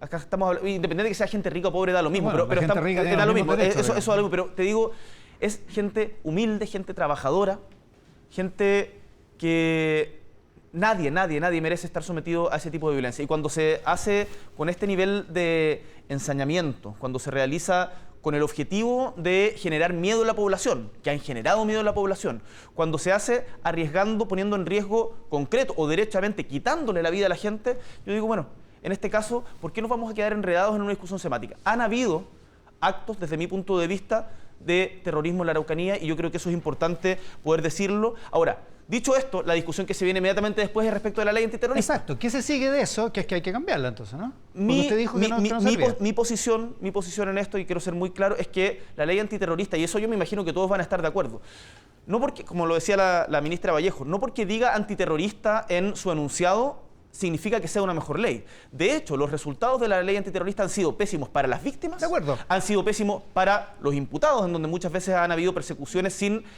garantizar los derechos del debido proceso, y ha sido pésima para el Estado de Chile, que ha tenido que pagar sendas indemnizaciones. Hoy día, ¿qué es lo que estamos haciendo nosotros? Más que modificar la ley antiterrorista o no, estamos trabajando en la ley contra el crimen organizado, porque lo que nos hemos dado cuenta también... O sea, no va a haber cambio en esa materia. No es parte de la agenda del gobierno la ley antiterrorista en particular. Ni los proyectos que están en el Congreso. Lo que le quiero decir es que la seguridad es una prioridad en todo Chile y en particular en la Araucanía. Entonces, yo invito a los parlamentarios a que no nos enredemos en una discusión respecto de si este es el mejor mecanismo o no. Estamos de acuerdo en que tenemos que hacernos cargo del problema, que tenemos que darle mayores atribuciones a carabineros y a las policías, en que tenemos que combatir el crimen organizado, como lo hemos estado haciendo en materia de robo de madera, por ejemplo. Y además, en otro tipo de delitos, como por ejemplo, que me lo plantearon desde diferentes partes, el tema de la usurpación, le he encomendado al senador Quintana con el senador García Ruminot que me hagan una propuesta de acuerdo respecto a las diferencias que hay sobre esto para poder avanzar en una mejor legislación en la materia. Yo tengo la convicción de que mejorando estas herramientas que he señalado y en particular teniendo una estrategia contra el crimen organizado, que no es principalmente mapuche. Acá hay grupos de crimen organizado que se organizan y se escudan en las legítimas demandas del pueblo mapuche para generar actos que son absolutamente incompatibles con la vida cívica. Y eso los vamos a perseguir hasta agarrarlos y que estén presos. Presidente, ¿no va a haber entonces cambios en materia de legislación antiterrorista? ¿La ley contra el crimen organizado va a ser la principal pieza? Esa es nuestra principal pieza matriz en términos de... y el trabajo en conjunto con las policías. Ahora, respecto de los grupos que están en armas, la Coordinadora Arauco Mallego, otras ORT, Organizaciones de Resistencia Territorial, ¿pueden ser parte de un diálogo, pueden ser parte de una conversación mientras estén en armas, sí o no? Mire, en esto tenemos que aprender de la experiencia internacional. Lo que nosotros hemos señalado es que vamos a estar dispuestos a conversar y dialogar con todos quienes estén dispuestos a conversar y dialogar. Ahora, la CAM ha sido bastante clara y en particular uno de sus principales líderes en que no tiene voluntad de conversar con nosotros y por eso, independiente de eso, todos van a tener que responder ante la ley porque nadie en Chile está por sobre la ley. Ahora, uno no puede esperar de que el conflicto desaparezca para tratar de solucionarlo. ¿Cómo vamos a hacer? O sea, el conflicto es real hoy día y por lo tanto, quienes tengan disposición a llevar adelante un diálogo, nosotros vamos a estar disponibles para aquello. Aunque en paralelo estén haciendo actos... Es que esos son parte de las conversaciones que se tienen que hacer y eso hay que aprender de la experiencia internacional.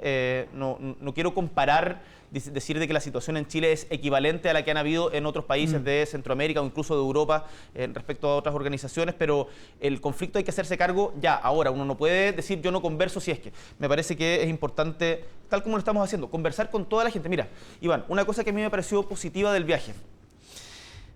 Antes de viajar me reuní con todos los parlamentarios que representan a la Araucanía, con todos. Allá nos reunimos con el gobernador Luciano Rivas, con quien además me entregó un proyecto respecto de la reparación de víctimas que me parece muy importante, que vamos a estar trabajando y estudiando. Nos reunimos con los 32 alcaldes de la comuna, salvo, si no me equivoco, Vilcún y Curarrehue, que no pudieron llegar, pero nos vamos a juntar en otro momento con ellos. Nos reunimos con las víctimas de la violencia, también con las víctimas de la violencia del Estado, por ejemplo, la familia de el comunero Mendoza Collillo, que fue asesinado el año 2009, que también es importante recordar que ahí también el Estado tiene una deuda importante. Nos reunimos con comunidades mapuches en Lonquimay. Entonces, cuando logramos generar una transversalidad y cuando todos están de acuerdo que tenemos que hacernos cargo ahora del conflicto, que no podemos seguir esperando, que es necesario establecer la dimensión política, la dimensión de reconocimiento, la dimensión económica y la dimensión de seguridad del tema, yo digo, mira, acá hay condiciones para avanzar y yo voy a poner todo mi liderazgo, todo el capital político que tenemos como gobierno y toda la decisión para que nos encaminemos hacia la paz y una nueva relación con el pueblo mapuche. Su viaje, presidente, se da en un contexto especial. Se habla mucho de las medidas de seguridad, los 300 carabineros que especialmente estaban en el plan de vigilancia. Hubo atentados para recibirlo, entre comillas, que fueron violentos esa misma mañana violentos y del cobardes. Jueves. Y usted dijo que eran cobardes y que iban a perseguir a los responsables. ¿Es el estado de las cosas? Una cierta debilidad del Estado en esa zona. Mira, hay una debilidad del Estado en la zona. El Estado ha retrocedido en la región de la Araucanía. O lo han hecho retroceder, como fue en el caso de la ministra Siches. Y por eso para mí era muy importante, para mí y mis equipos muy importante preparar de buena manera esta visita. Acá es bien sorprendente que hay algunos que critican porque vas, porque no vas, porque vas en esta fecha o no vas en esta fecha, porque hay seguridad o porque no hay seguridad, porque lo hacemos con calma o si no es improvisado. Mira, acá lo importante es que estamos trabajando. Respecto a materia de seguridad, ustedes pueden ver las imágenes en la interacción que tuvimos con la gente en Lonquimay, en Villarrica, en Angol. Sí, usted no andaba bloqueado. O sea, no es que andaba como en una cápsula encerrado sin conversar con la gente. Conversamos con todos quienes habían que conversar, pero además seguimos los protocolos que Carabineros establece para este tipo de situaciones. Pero constatando esa debilidad del Estado, presidente, ¿usted volvería a escribir un tuit como el que se ha reflotado en estos días, ese de Temucuicui liberado? Mira, yo efectivamente visité la comunidad de Temucuicui y hoy día las responsabilidades que tengo como presidente de la República, pero por sobre todo en esta materia como jefe de Estado, me llaman de todas maneras a la prudencia y a construir otra forma de llegar a las soluciones que tweets rimbombantes como ese. Ya. Oiga, mira, Iván, porque hay algunos dicen... hablan de los cambios de opinión. Yo creo que es muy sano en política no solo cambiar de opinión, sino comportarse acorde a las responsabilidades que uno tiene. No, de hecho, es un signo de inteligencia, presidente. Mis convicciones y principios los mantengo a firme. Entiendo que como presidente de la República, y en este caso en particular como jefe de Estado, tengo una responsabilidad mayor de la cual tengo que hacerme cargo. ¿Eso significa que hay cosas que no puede decir, pero que diría? Y por lo tanto, no estamos... No, yo hoy día habito la presidencia de la República, habito la jefatura de Estado y por lo tanto solamente me debo a todos los chilenos y chilenas, no a gustitos personales o cuestiones de esas características. Se le ha criticado que los cambios de opinión vienen sin una explicación, porque es cierto, usted ahora es presidente de la República y entonces tiene otras responsabilidades, pero también puede pensar distinto, también puede pensar que efectivamente decir que Temucuicui es un territorio liberado es un despropósito. Bueno, en muchas cosas yo creo que es muy sano poder ante la evidencia cambiar de opinión. Y me parece que, en particular respecto a lo que tú te refieres, es importante avanzar hacia un proceso de restitución territorial en donde haya un diálogo entre el Estado y las comunidades. Pero no puede ser que haya sectores en Chile, sea Temucuicui o La Pincoya, exacto, en donde el Estado no pueda entrar. No quiero estigmatizar en particular porque sé que hay un tremendo trabajo social realizado en La Pincoya o en otros barrios que han sido... Pero hay barrios innominados, hay barrios que no se pueden entrar. Y eso no es aceptable y nosotros como gobierno estamos empeñados en recuperar todos los espacios públicos. Y déjame darte otra muestra de aquello.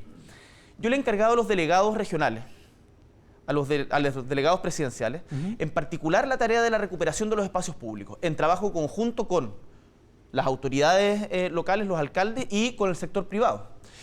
Así hemos recuperado, por ejemplo, el centro de Arica con el delegado Sanzana, el centro de La Serena con el trabajo que ha realizado también el delegado Quesada.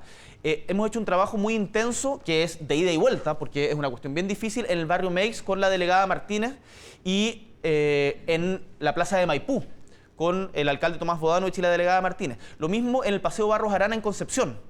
En Antofagasta, el Centro Cívico de Antofagasta, yo le di 2 semanas a la delegada para que lo pintáramos, había ya fiscalización de servicios de impuestos internos, de salubridad y recuperáramos el centro para sus habitantes. Y estamos avanzando en esa dirección. ¿Falta? Por supuesto que falta. Pero toda nuestra energía está puesta en recuperar los espacios públicos para los chilenos. Presidente, 8 meses de gobierno, los cumplió el viernes. ¿Cuál ha sido el momento más difícil de estos 8 meses?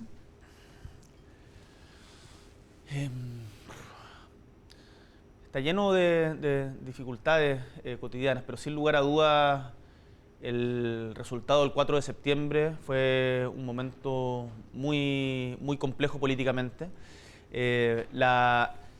También la visita de la ministra del Interior a la Araucanía el 13 de marzo, si mal no recuerdo, el martes 13 de marzo, fue un momento difícil porque dio cuenta de que acá no hay espacio para voluntarismo, y esto no lo estoy responsabilizando, yo tengo la mejor opinión de la ministra Sichel y espero volvamos a colaborar pronto. Esto fue una responsabilidad de todo el gobierno y nos dimos cuenta efectivamente de que otra cosa es con guitarra, y yo creo que es bueno decirlo así y hacerse cargo de esa responsabilidad. ¿Qué pasó el 4 de septiembre en lo profundo, en lo políticamente profundo? ¿El país cambió el estado de ánimo, el proyecto, lo que es la propuesta era mala? ¿Qué es lo que pasó el 4 de septiembre? Mira, sin lugar a dudas es multicausal. Acá no hay una explicación que pueda dar cuenta de un proceso tan complejo. Pero lo que hemos aprendido de la historia larga de Chile, pero también de la historia reciente, es que no podemos guiarnos solamente por estados de ánimo acotados en el tiempo para tratar de dar soluciones permanentes en el tiempo. Y en ese sentido, yo creo que desde la izquierda y desde los sectores progresistas cometimos un error al embriagarnos de alguna manera con el resultado del plebiscito de entrada y el resultado de la elección de convencionales, y espero que la derecha y los sectores que defendieron la opción legítima del rechazo no cometan ese mismo error respecto al resultado del plebiscito. Pasó que el texto propuesto no convenció a la mayoría de los chilenos. Y en ese sentido yo dije una frase que ha sido muy criticada y creo que bien vale enmendarla. Ocupé la frase, ser un adelantado a tu época es una manera inteligente, es una manera elegante de estar equivocado. Lo que yo quería decir realmente es pretender ser un adelantado a tu época. Porque acá es decir, como no entendieron lo que yo quería decir. No se trata de eso. Pretender estar adelantado a tu época es una manera elegante de estar equivocado. Y yo creo que finalmente lo que dio cuenta la mayoría del pueblo de Chile es que la propuesta no convencía. Ahora, hay muchos aspectos que son rescatables, hay muchos aspectos que, por cierto, tenemos que avanzar, y yo recojo, más allá de los titulares o de las frases que uno siempre en política se dan, recojo el fondo de lo que señalaba el senador Macaya en la entrevista, o en la postura que ha tenido respecto a estos temas en el último tiempo, de que no podemos dejar pasar el tema constitucional. Hay algunos que dicen esto no es prioridad. Hay cosas que eventualmente pueden ser no prioridades urgentes, pero sin embargo son muy importantes. Son importantes, sin duda. Y el tema constitucional es sin lugar a dudas uno de ellos. Ahora, la presidenta de uno de los partidos que lo apoya, Flavia Torrealba, decía el otro día que el momento constituyente pasó. ¿Usted está de acuerdo con eso? No, yo creo que el momento constituyente sigue plenamente vigente, y si no lo resolvemos es una bomba de tiempo. Ayer se cumplieron 3 años del 15 de noviembre. No, se cumple en el... bueno, perdón. Sí, ahora pronto. Sí, el martes. Hay una cosa importante del 15 de noviembre, que es el acuerdo justamente para poder darle un cauce institucional a la crisis social que estábamos viviendo, que permitió justamente decir, en Chile los problemas los resolvemos con más democracia y respetando nuestras instituciones. Eso fue el acuerdo transversal político que finalmente que tuvo costos en su momento, lo sé personalmente, pero que yo creo valió la pena y era lo que había que hacer. Si es que no logramos darle una resolución al problema constitucional, en la próxima crisis, que de seguro va a haber, va a ser muy difícil decirle y convencer a la ciudadanía que está viendo, no, ahora la política sí se va a poner de acuerdo. Y vamos a cambiar la Constitución. Y vamos a cambiar la Constitución. Entonces, hagámonos cargo ahora de este tema. No hay toda oportunidad. A propósito, ¿cuándo se dio cuenta de que iba mal perfilado esto para la apruebo y para su gobierno? ¿Lo del plebiscito? Hubo varias señales de preocupación. Me preocupó mucho cuando escuché en un momento a a una persona que estaba muy convencida de la prueba, de decir, no, no te preocupes, si esto lo vamos a dar vuelta cuando salgamos a hacer campaña, porque son solamente mentiras de la derecha. Yo creo que efectivamente hubo un ánimo de levantar polémicas y fake news, pero esto no fue un problema de la derecha, esto fue un problema de nuestro sector propio. Acá hubo una oportunidad que no se aprovechó bien, porque además, cuando se tienen mayorías tan significativas como las que se tenían, bueno, también da cuenta de que había una diversidad muy grande dentro de la convención que no era homogénea, pero uno nunca puede pretender ignorar a un sector importante de la sociedad chilena, y por eso es importante los acuerdos transversales. Acá, si alguien gana todo, al final todos perdemos un poco. Y eso es parte del aprendizaje, creo, de este proceso constituyente, y del cual espero que saquemos lecciones que nos lleven a buen puerto. Presidente, volvamos sobre el tema de seguridad, esta vez desde otra perspectiva, desde la perspectiva de la legitimidad de Carabineros. ¿Usted está de acuerdo con la frase de la ministra del Interior cuando ella dice, no es atentar contra los derechos humanos aplicar la fuerza a una persona que hay que detenerla y que no quiere ser detenida? Pero me parece... De sentido común. Me parece de sentido común. Es más, te pongo un ejemplo. El procedimiento que llevó adelante un funcionario de Carabineros en la comuna del Monte, claro, que se viralizó hace poco, en donde una persona que había sido acusada de violencia intrafamiliar va a un procedimiento para detenerlo. Esta persona se resiste, no solamente con insultos, sino además agarrando un bloque de piedra que, si le llega en la cabeza al carabinero, perfectamente podría haberle quitado la vida, amenazándolo. Y el carabinero, de manera adecuada, utiliza su arma de servicio, disparándole en una pierna para inmovilizarlo y justamente pasarlo al procedimiento de detención. Carabineros tiene el uso exclusivo y excluyente de la fuerza para mantener justamente el Estado de Derecho. Y eso es importante, y yo se lo he señalado a los carabineros, y es importante que desde la izquierda, de los sectores progresistas, pero en particular hoy día que tenemos una responsabilidad ante todos los chilenos, se asuma de buena manera. La seguridad de los chilenos y chilenas es una condición habilitante para cualquier otra cosa. Y en esto, que no nos equivoquemos, no hay un cambio de discurso. La seguridad no es un patrimonio ni de la derecha, ni de la izquierda, ni del centro, es un patrimonio de todos los ciudadanos honestos de Chile. Y eso tenemos que mantenerlo. No es un cambio de discurso, pero sí es un cambio de actitud.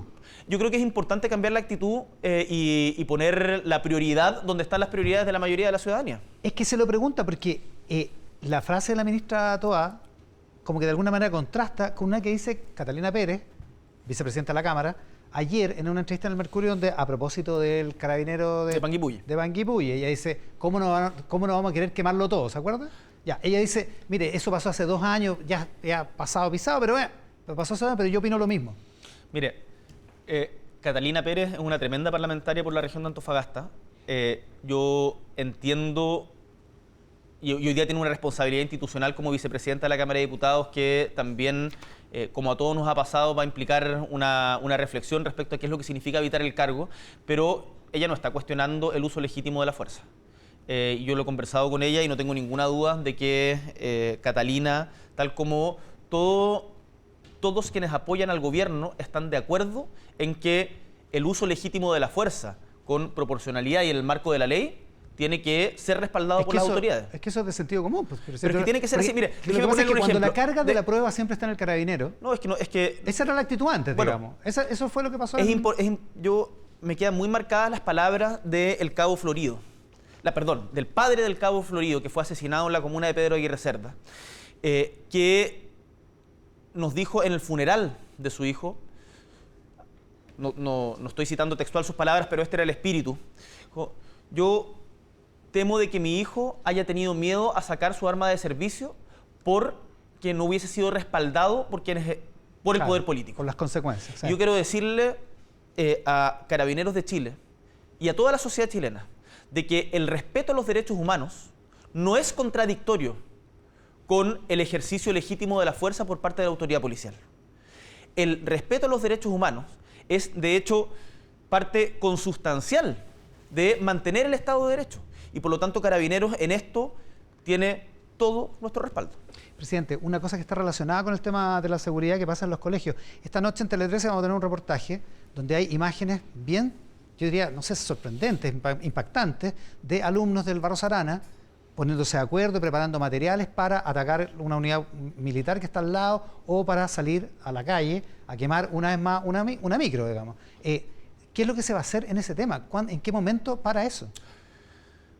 Mira, esto no es una varita mágica. Yo creo que acá hay, en particular en los liceos emblemáticos, hay una crisis de sentido muy profunda que es necesario retomar y dotarlo no solamente de mejorar la infraestructura, que es algo que se está haciendo en conjunto con la Municipalidad de Santiago, también la Municipalidad de Providencia está haciendo lo propio, sino hay una crisis que es mucho más profunda. Cuando se termina la selección en esos liceos emblemáticos, finalmente se cae en un problema que es mayor. Ahora, los actos de delincuencia, porque eso es delincuencia, ahí, claro, no hay una reivindicación política que pueda justificar ese tipo de acciones. Tienen que ser perseguidos ante la ley, y yo lo que he pedido también es que mejoremos la inteligencia de nuestras fuerzas policiales, respetando, por cierto, insisto, todo el debido la ley y el debido proceso, pero efectivamente no podemos tolerarlo. Ahora, esto es algo que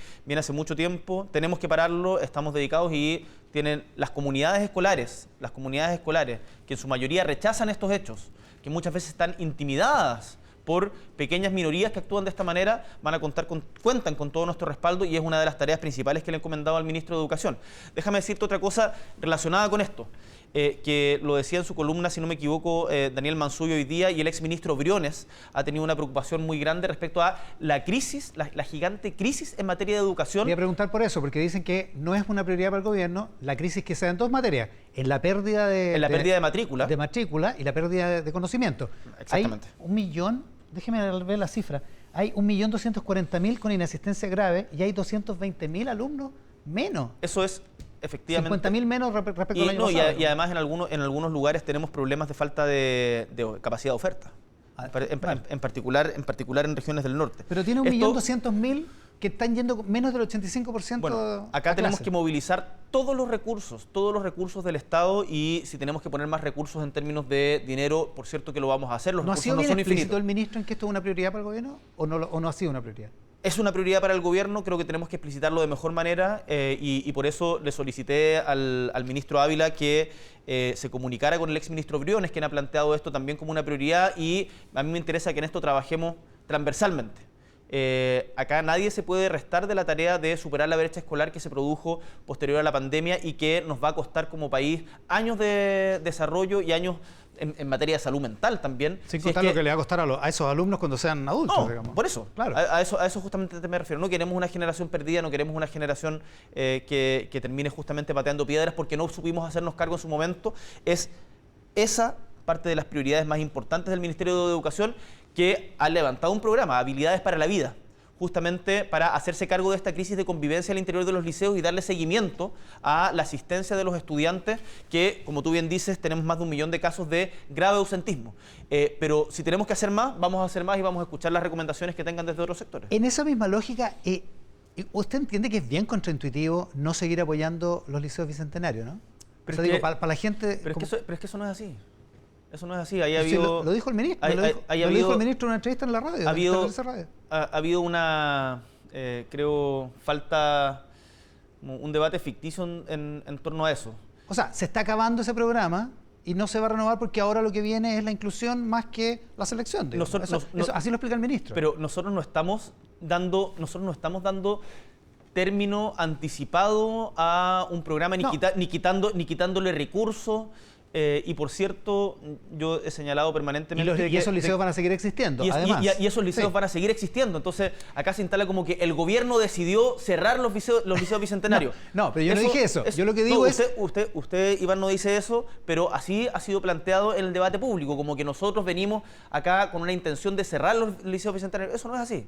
Eso no es así. Nosotros estamos siguiendo con los pasos de la ley, y si hay que revisar ciertos aspectos, bienvenido a revisarlos. Acá yo creo que la experiencia que ha habido con los liceos emblemáticos es una buena señal de advertencia respecto de que en el camino hay que enmendar cosas. Mira, déjame decirte algo. El proceso de traspaso de los liceos municipales a los servicios locales de educación es una demanda que era muy sentida durante mucho tiempo, el terminar o sea, la desmunicipalización, y sin embargo no se estaba implementando de manera correcta. ¿Qué hicimos nosotros? No solamente acá ir como caballo de carrera y seguir y seguir y seguir, aunque te digan que te estás dirigiendo a un abismo. Parar un poco, poner la pelota al piso, revisar. Postergamos en un año el ingreso la puesta en marcha de nuevos servicios locales de educación para justamente poder hacerlo mejor. Ahora, la prioridad de la educación tiene que ser el bienestar y aprendizaje de los niños y niñas de Chile. Y a mí me gustaría que en eso se centre el debate y no solamente en temas aledaños que son importantes, pero el prioritario es la educación. Tal cual. Presidente, tenemos que hacer un corte, pero a la vuelta hablemos de las reformas, hablemos de economía, hablemos de relaciones internacionales. ¿Te parece? Hacemos una pausa. Estamos haciendo Mesa Central por la pantalla del 13. De vuelta en Mesa Central por la pantalla del 13 en simultánea con Tele 13 Radio y todas nuestras plataformas, con el presidente de la República, Gabriel Boric, acá en el estudio. Presidente, oiga, una cosa que se me quedó ligada al tema de la seguridad antes en el bloque anterior, renunció uno de los candidatos a la quina a fiscal nacional, renunció a la carrera. ¿Qué pasa ahí? ¿Se reemplaza para que usted tenga una quina para elegir o elige entre los 4 que quedan? Hay una discusión en marcha con opiniones contradictorias respecto a eso. Renunció efectivamente el señor Ríos. Esa renuncia tiene que hacerse formalmente porque hasta ayer por lo menos la renuncia se había hecho de manera pública, pero no con todas las cuestiones formales. Todos los requisitos. Y hay diferentes alternativas. Entiendo que hay que elegir entre las 3 personas que tuvieron también votación. Hubo 3 personas que tuvieron 3 votos que no entraron a la quina, que eventualmente podrían entrar. Como para que corra la lista. Para que corra la lista. Pero como tienen además los mismos votos, parece que tiene que ser el sorteo entre esas 3. Es un procedimiento bien enredado. Espero que se resuelva mañana a la brevedad. Y a mí me gustaría que podamos presentarle la alternativa al Senado lo antes posible. ¿Antes del viaje, no? Porque viaja el martes, ¿no? Viajo el martes a las 8 de la mañana, partimos a Tailandia, a la PEC, que es un viaje muy importante porque nos vamos a codear y vamos a tener reuniones multilaterales, pero también bilaterales con las principales economías del mundo y las más importantes para Chile. Puedo anunciar que voy a tener reunión con el presidente de China, vamos a tener reunión con Estados Unidos, vamos a tener reunión con Canadá. Y además con los países que son parte de la PEC, donde se concentran parte de las economías más importantes del mundo. Quiero que hablemos al tiro de eso, pero antes del viaje nos sale el nombramiento, la proposición al Senado del fiscal, ¿no? No, prefiero no adelantarme, Pero podría ser. Podría ser. Ya. Oiga, hablemos un poco de relaciones internacionales, después hablamos, ligado a eso, al tema económico local. La PEC está en el epicentro de una de las controversias de su gobierno, que es cuán convencido está de las relaciones internacionales económicas, de los tratados de libre comercio, porque ha sido controvertido el papel del subsecretario de Relaciones Económicas Internacionales. ¿Las ideas del subsecretario Ahumada son sus ideas también? El subsecretario Ahumada ha jugado un rol tremendamente importante, en particular en la negociación de la modernización del tratado con la Unión Europea, en donde vamos a poder darle muy buenas noticias a nuestro país, defendiendo los intereses nacionales, pero además plenamente conscientes de que hoy día ningún país del mundo puede pretender ser una autarquía. Y la inserción no solo comercial, sino cultural y política en el mundo de Chile es tremendamente importante para nosotros. Vamos a firmar el acuerdo de modernización con la Unión Europea durante este año 2022 y en eso el subsecretario Ahumada ha jugado un rol importante. Efectivamente han habido algunas polémicas, pero yo lo he conversado con él y él está alineado a la postura que tiene nuestro gobierno. Y nuestro gobierno tiene la postura de que Chile es un país inserto en el mundo, que defiende sus intereses, defiende la necesidad o la posibilidad de tener un nuevo modelo de desarrollo, pero eso no es excluyente bajo ningún punto de vista con la integración comercial que hemos desarrollado a lo largo de más de 25 años. Lo que pasa es que todo, no sé si la sospecha, pero por lo menos la visión viene de las actuaciones anteriores, de lo que se ha escrito, no solo en redes sociales, de lo que se ha escrito académicamente en términos de haber desconfiado de los tratados de libre comercio. Usted mismo fue parte de una plataforma que era Chile Mejor primero sin TPP, después sin tratados de libre comercio en general. No, eso no es cierto. Ya, a ver. No, Iván, eso no es cierto. Yo jamás he dicho que Chile no tiene que tener tratados de libre comercio. Pero fue parte de la plataforma que se llamaba Chile Mejor sin TPP, ¿o no? Sin TPP en particular, sí. Ya, y que después se convirtió en Chile Mejor sin TLC. Yo no he sido parte ya, de... No llegó hasta allá, digamos. No cuestiono la integración comercial de Chile en el mundo. Creo que la integración no tiene que ser solo comercial, sino que también es importante que en particular con los países que tenemos valores democráticos compartidos profundicemos esa relación, porque la democracia no es algo que en estos días se pueda dar por sentado, lo hemos visto en todo el mundo, pero además nosotros estamos elaborando desde nuestro gobierno y también recogiendo parte del trabajo que se hizo en gobiernos anteriores, una estrategia para un nuevo modelo de desarrollo. Chile tiene condiciones únicas en el mundo para dar un salto hacia adelante que le mejore la calidad de vida a los chilenos y chilenas y que no sea solamente una cuestión extractivista de recursos naturales. Ajá. Tenemos litio, tenemos cobre, podemos producir hidrógeno verde, tenemos conocimiento en las universidades, tenemos una de las costas más largas del mundo, en donde además tenemos el 52% de nuestras áreas marítimas protegidas. Somos pioneros a nivel mundial en la protección de los océanos. Entonces, hay en materia de relaciones internacionales muchas cosas que estamos haciendo que podemos hacer, y yo lo que doy con claridad y certeza es que Chile mantiene su integración comercial.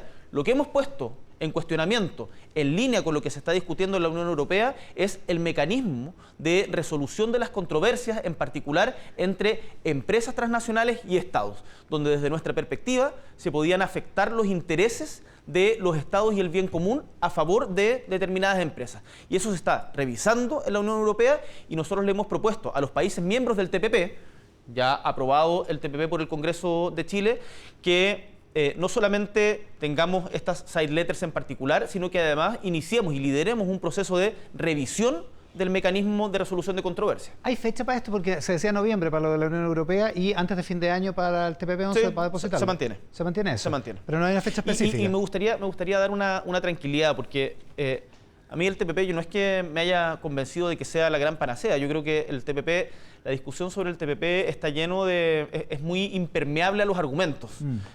Pareciera que cada uno se quedó en su posición y no se Con mueve su de ahí. interpretación, claro. Yo sé que hay mucha preocupación en particular por el tema de las semillas. Yo le puedo asegurar a todos quienes tienen esa preocupación de que Chile va a defender su soberanía agroalimentaria y en particular la soberanía respecto a las semillas, y que una vez que Estados Unidos se fue del tratado, toda la discusión, todo el capítulo de propiedad intelectual quedó fuera del mismo y por lo tanto ha mejorado sustantivamente. Dijo que se va a juntar con Xi Jinping, Sí. que se va a juntar con Biden Y con Justin y Trudeau. con Justin Trudeau. Se juntan mañana Biden y Xi Jinping, primera vez que se juntan así cara a cara. Y En el de las G20, entiendo. En el G20, exactamente. Y una de las tensiones entre Xi Jinping y Biden ha sido el tema de Taiwán. ¿Chile tendría la misma libertad para opinar si es que hubiera algún problema, si China agrediera a Taiwán? ¿Tendría Chile la misma libertad que usted ha tenido para criticar duramente la invasión rusa a Ucrania? Prefiero no ponerme en un escenario de invasión y guerra y, o sea, y guerra mundial ahora. No, porque es un escenario catastrófico. Es un escenario catastrófico y esas cosas no se comentan, hay que evaluarlas diplomáticamente. Una de las cosas, mira, la prudencia tiene que acompañar la labor de un jefe de Estado, y esto yo no soy opinólogo de situaciones posibles, hipotéticas. De acuerdo, pero sí lo que subyace en la pregunta, presidente, es que el poder económico chino a veces inhibe algunas declaraciones de los estados donde ese poder económico se hace presente. Espero que no tengamos que enfrentarnos a esas circunstancias. Ahora, es muy claro también de que hay momentos en la historia en que el poder económico... Déjame ponerte el caso del presidente Ricardo Lagos cuando le dice que no al presidente Bush respecto del voto del Consejo de Seguridad por la invasión a Irak. La invasión a Irak, sí. En donde ahí se impusieron las convicciones que firmemente se había formado el presidente Lagos, y eso me parece que habla muy bien de las instituciones y de la dignidad de la posición chilena en el mundo. Presidente, la reforma de pensiones. Tremendamente importante. La va a sacar, es tremendamente importante. ¿La va a sacar el gobierno con un parlamento donde es minoritario? La tenemos que sacar. ¿Sí? Las personas no entenderían que después de 2 intentos frustrados en 2 gobiernos de diferentes signos, no seamos capaces de ponernos de acuerdo para sacar una reforma que mejore las pensiones a los chilenos y chilenas. Así que yo espero que acá prime la altura de miras. Esta es una reforma que trae beneficios muy concretos. Mira, déjame ponerte un ejemplo. Una mujer pensionada que ganó 400.000 pesos en promedio durante su vida laboral y tuvo un 50% de lagunas, producto generalmente de los trabajos de cuidado no remunerados, recibe hoy día una pensión de 257.651 pesos. ¿Ya? Aprobada la reforma, obtendría una pensión de 392.525 pesos mensuales. O sea, casi el 100%. Eso es un aumento sustantivo inmediato es la reforma. ¿Cómo vamos a seguir trancándonos la pelota entre nosotros? Te pongo otro ejemplo respecto a los pensionados futuros. Una mujer de 24 años que en 2023 gana 400.000 pesos mensuales durante su vida laboral y que tenga un 50% de lagunas, sin reforma recibiría una pensión de 302.000 pesos. Al terminar, a los 60 años, ¿ya? Con la reforma, tendría una pensión de 497.173 pesos. Entonces, acá estamos hablando de cambios sustantivos que mejoran la calidad de vida de las personas y que se hacen cargo del sentido también, quizás nos falta por avanzar todavía. La palabra jubilación viene de júbilo. Hoy día la jubilación es más bien equivalente a miseria. Sí. Y eso no podemos seguir permitiéndolo. Ya, no puede ser, es un cambio sustantivo, tiene razón, si los cálculos son correctos, hace todo el sentido del mundo. La pregunta es por qué en la reforma de pensiones podría convertirse más bien en una reforma anti-AFP o para terminar con las AFP, más que en destacar los beneficios que son impresionantes del sistema que se está proponiendo. Iván, el principal objetivo de la reforma de pensiones es que las pensiones de ustedes que están en su casa mejoren. Eso es el principal norte que tenemos. Para eso, por cierto, que hay cambios también en la administración. Pero estamos manteniendo cuestiones que hemos entendido que son importantes para los chilenos y chilenas.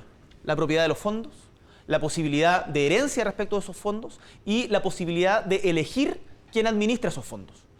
Todos esos principios en nuestra reforma de pensiones se mantienen. Esta no es la reforma que yo me hubiese imaginado en un comienzo. Me imagino. Uno tiene que atender a la realidad, a lo que quiere la mayoría de los chilenos y chilenas y poner la prioridad no solamente donde están los... la prioridad donde la tienen los chilenos y chilenas. Ahora, ¿quiénes han sido los principales opositores a esta reforma hasta el día de hoy? Las asociaciones de AFP.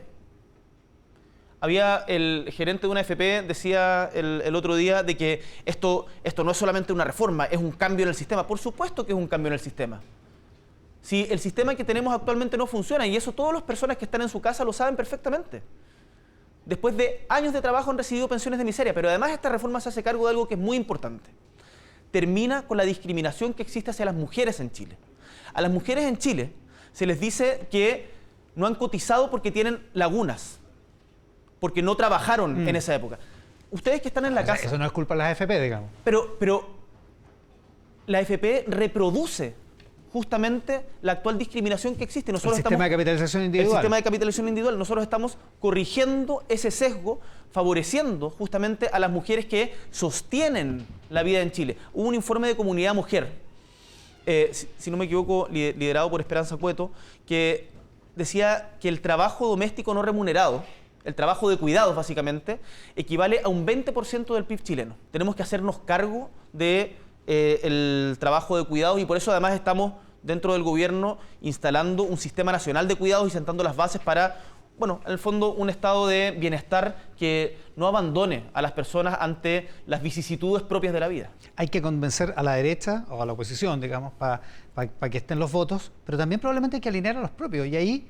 Claro, tuvieron un cónclave el domingo pasado, aparentemente salió bien, salieron fortalecidos con esta alianza que es una especie de organismo de gobernabilidad al interior de las dos coaliciones, pero ¿cuán difícil es manejar dos coaliciones que tienen sus propios intereses, sus propias convicciones y sus propias maneras de hacer política? Mire, cuando hay conciencia respecto del objetivo que nos une es bastante más fácil. Nosotros efectivamente provenimos de mundos distintos. Yo lo comentaba en el cónclave el otro día. Me leí la semana pasada el libro La historia oculta de la década socialista. Sí, de Ascanio Caballo y Rocío Monte. De Ascanio Caballo y Rocío Monte. Y ahí varios de quienes hoy día son los principales colaboradores son protagonistas con nombre y apellido. Ya vemos otros que somos protagonistas sin nombre y apellido, que somos el movimiento social que estábamos ahí en las calles. Y efectivamente nacimos de culturas políticas distintas, pero hoy día tenemos un fin en común, que es mejorar la calidad de vida de los chilenos y chilenas y construir un estado de bienestar en materia de pensiones, en materia de salud, mejorar el déficit, por ejemplo, de vivienda que tenemos en Chile. Y en eso, cuando ponemos eso por delante, somos capaces de unirnos. Ahora, hay ejemplos concretos de eso. Pienso, por ejemplo, en el copago cero. El copago cero que implementamos durante nuestro gobierno, que el exministro Mañalich nos decía que no se podía, que era ilegal, etcétera, ya ha beneficiado a 168.000 personas que han dejado de gastar más de 5.000 millones justamente por esta política pública que garantiza la gratuidad en el sistema público de salud. Lo mismo en otras materias como, por ejemplo, lo que hemos hablado ya en seguridad, lo que hemos hablado en materia de bancarización de créditos a las pymes, de sueldo mínimo, en donde logramos aumentar el sueldo mínimo a 410.000 pesos, justamente con un acuerdo entre empresarios, trabajadores y pymes y el gobierno. Hay muchos ejemplos así. Estamos logrando reducir la inflación, que veníamos con una economía muy sobrecalentada, con una expansión del consumo muy grande, y en donde, producto de las políticas públicas responsables que hemos tomado en la materia, estamos viendo la luz empezando a ver la luz al final del túnel. Entonces, acá yo le quiero dar la tranquilidad a quienes nos están viendo de que este gobierno es serio, responsable, está a cargo y encima de las urgencias del presente, como son el alza del costo de la vida y la seguridad, y que eso es totalmente compatible con las reformas estructurales, como son la reforma de pensiones y la reforma tributaria o la reforma de salud, por ejemplo. La reforma de salud, usted la ha mencionado ya varias veces. Efectivamente va a estar, ¿cuándo va a estar? ¿Cuándo va a haber una proposición en términos de reforma de salud? Y si es realista plantearla en este gobierno, en este periodo de gobierno. Piano, piano, va lontano. Tenemos la reforma tributaria ingresada y avanzando en la Cámara, y en esto agradezco la colaboración que hemos tenido de nuestra alianza de gobierno y también de algunos diputados de Renovación Nacional que han permitido justamente que esta avance, porque se entiende que, y de la democracia cristiana, por cierto, se entiende que es necesario redistribuir de mejor manera la riqueza en Chile. Y que justamente para financiar mejores pensiones tenemos que tener una reforma tributaria. Es muy paradójico algunos argumentos que te dan ciertos sectores de derecha, en donde te dicen, suba las pensiones al tiro. Y yo le digo, ¿pero con qué recursos? Si ellos mismos están en contra de la reforma tributaria. Con impuestos generales, dicen. Con impuestos generales. Entonces, ayúdenme a aprobar la reforma tributaria. No, es un oxímoron, dice. Exactamente. No pasa una cosa sin la otra. Oiga, a propósito entonces estamos con la reforma tributaria, la reforma de pensiones, que son reformas de gran calado estructurales, que queremos sacarla adelante. Cuando logremos pasar ese paso, vamos con la reforma de salud, pero eso no quita que atendamos la urgencia de hoy en materia de salud, que se llama listas de espera, un enorme problema. En particular salud mental, que es uno de los temas que a mí también me interesa. A propósito que mencionó la ADC ahí de Soslayo, ¿fue un error no haberla hecho entrar al gobierno todavía o desde el principio? Es que las divisiones o el debate interno de la democracia cristiana, ellos mismos decidieron no ser parte. Ellos mismos decidieron mantener una independencia colaborativa, que es lo que yo he visto, por ejemplo, del actual presidente interino, entiendo, de la democracia cristiana, Alberto Undurraga. O reconozco la pega importante que ha hecho el diputado Cifuentes. O sea, no se puede convidar al que no quiere venir a la fiesta. Claro. Hemos tenido un diálogo muy fructífero con la senadora Yasna Proboste, con el senador Buenchumilla. Entonces, creo que hemos ido avanzando en la construcción de confianza y entendiendo de que somos un gobierno que tiene minoría parlamentaria y que para poder pasar sus leyes tiene que construir mayoría. Y eso significa conversar más allá de nuestra base original de apoyo. Lo que le puede traer un problema por la izquierda, en este caso, por la izquierda más testimonial, por decirlo así, por la izquierda que prefiere permanecer en sus convicciones antes que ceder. Ahí está dejando un espacio, porque usted se está moviendo un poco hacia la centroizquierda. Mire, Iván, yo soy una persona de convicciones firmes de izquierda, y eso no me anula ni un segundo de que soy el presidente de todos los chilenos y chilenas. Y que para poder gobernar necesito construir mayoría. Porque acá la política no es un acto de constricción frente al espejo para sentirse cómodo al final del día sin haber cambiado nada. A mí lo que me interesa es lograr sacar adelante las reformas, y eso implica dialogar más allá de los espacios de confort, y así lo ha entendido también toda nuestra alianza de gobierno. Acá se habla mucho del Frente Amplio o el Partido Comunista como que son una suerte de como controladores. Eso no es cierto. Con el Partido Comunista tengo la mejor relación y agradezco profundamente la lealtad que han tenido el PC, el Frente Amplio, bueno, los partidos en general. No con Daniel Jaude, digamos. Con el Partido Comunista institucionalmente tengo la mejor relación. Entonces, el gesto que hicieron respecto a la presidencia de la Cámara de Diputados es tremendamente relevante y da cuenta también de su capacidad de poner por delante los intereses comunes, frente a un veto que es inaceptable. Porque el Partido Comunista Chileno, democrático, de grandes luchas sociales, tiene todo el derecho a aspirar a presidir durante este periodo de la Cámara de Diputados. ¿Usted realmente cree que es anticomunismo o es una crítica política legítima? Yo creo que hay de ambas. ¿Cuál es la diferencia, digamos? Creo que hay... En el caso de Carol Cariola. O sea, mira las declaraciones de la presidenta de Evópoli, cuando dice casi que quienes votaron por el apruebo están vetados de ejercer cargos de conducción en el país. Y en Chile existe un anticomunismo de larga data, y eso me parece que no tiene sentido negarlo.